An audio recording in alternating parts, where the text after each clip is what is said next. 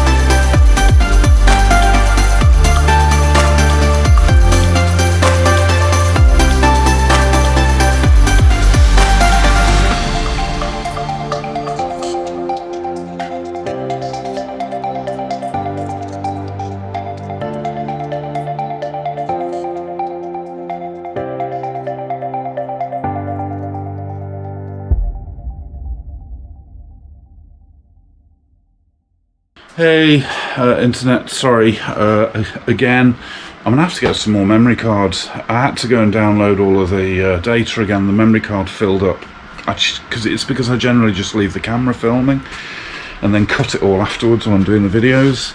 So I do apologise. We're a little bit further forward than when you were last with me.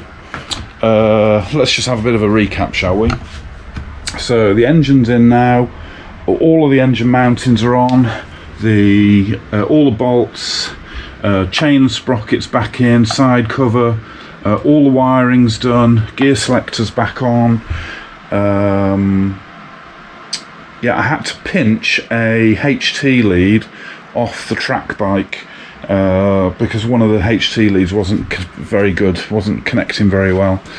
So what have we got left to do now? I'm just in the process of putting the exhaust on. I've got one clamp on so far, that's all, because they're really fiddly with those collets, aren't they?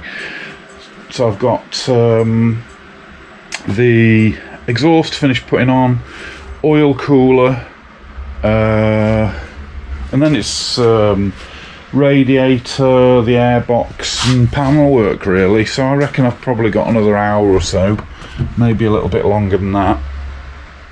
Yeah, so I haven't got the carbs on or anything yet.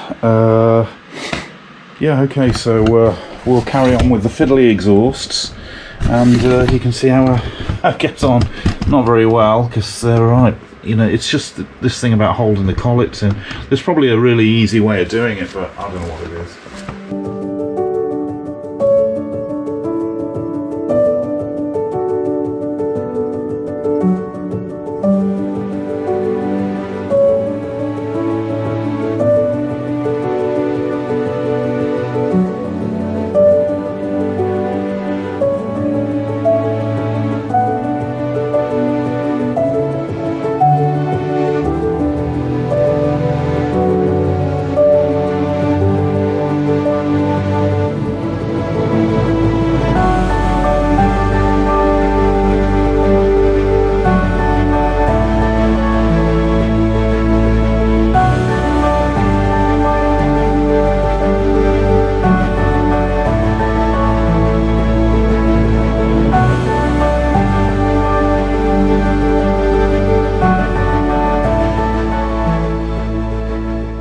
So here's me. I've been trying to struggle on, get this oil cooler fitted. If I can get a better look at this. Yeah, the oil cooler block there. But it appears it doesn't have one, because they're not threaded holes and they don't go anywhere. So I don't know what's going on there. I'll have to research it on the internet, but I would say that it hasn't, you know, nothing's going on there. I'm not too sure. Okay, let's crack on.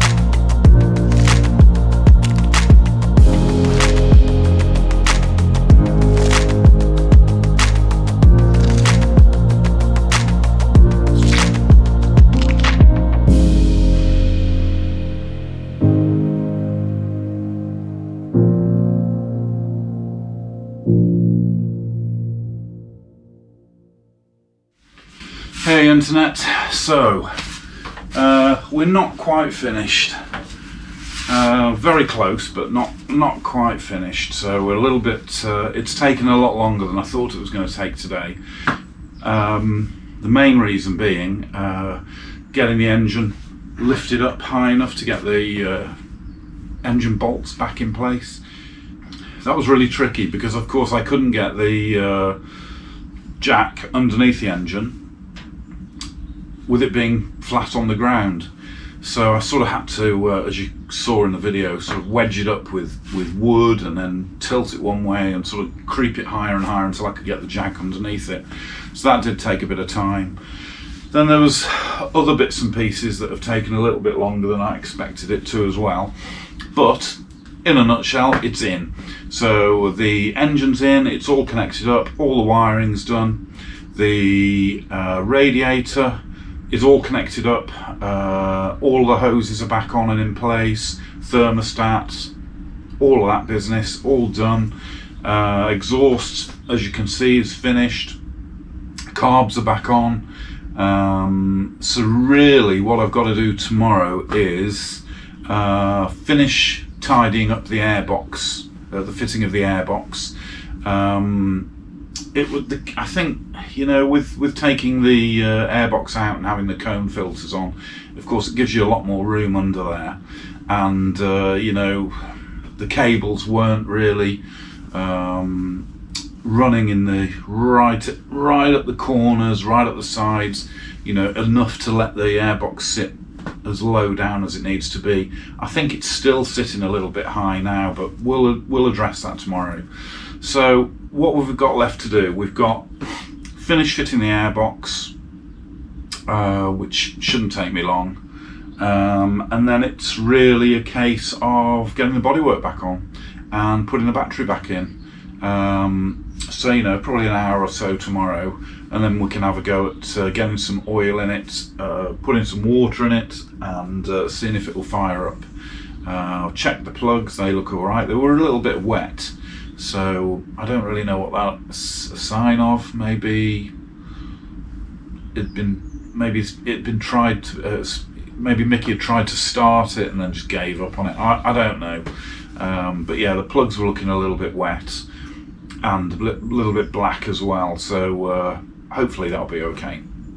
We've got 2 fully charged batteries, so that should be good. I do remember the comment on the original adverts for the bikes, in which he had said that the difficulty in starting wasn't too much of a problem for him because he's got one of these paddock starters. So anyway, we've been looking that up, and they are hellishly expensive. But I noticed there's a kit on eBay that you can buy, and it's the rollers and the bearings and the chains and the sprocket that you need to go on the starter motor, because that's what's going to power it, potentially. And you've got to make the frame. Well, my friend is a engineer, you know, by trade, and he's going to make me the frame. So we're going to I'm going to order the paddock starter kit off eBay. I think it's about 170 quid, with all of the necessary fittings for converting a starter motor. I mean, I might do a 240 motor, yeah, I don't know. And he's going to make that for me. So hopefully that'll be here not too. Well, it won't be all that long, so we'll get that done, and that'll certainly help with, because you know, I haven't even tried to start the track bike yet. So yeah, that's where we are today. I'm sorry I didn't get it finished, but I've been at it all day, and it's like I say, the actual lifting of the engine back into the frame did take a little bit longer than I was anticipating, so it sort of put me a bit behind, plus the fact I did have rather a bad hangover this morning, so I was probably going a bit slower than I normally would. So yeah, all done. We just need to finish the airbox and the other bits and bobs, and then we'll get it going. So thank you very much for sticking with me. I hope you've enjoyed the video. I hope you think it's good progress today. I certainly do. I'm a bit disappointed that I haven't had an opportunity to get it going, but it's like I say, I've been in the garage all day now, and I could really do with tidying up and getting some other stuff done. and yeah, we'll crack on with it tomorrow. So thanks very much for sticking with me. I'll see you tomorrow for the hopefully part 3 and the it'll be the last bit. So in the rebuild. So thanks very much. Bye.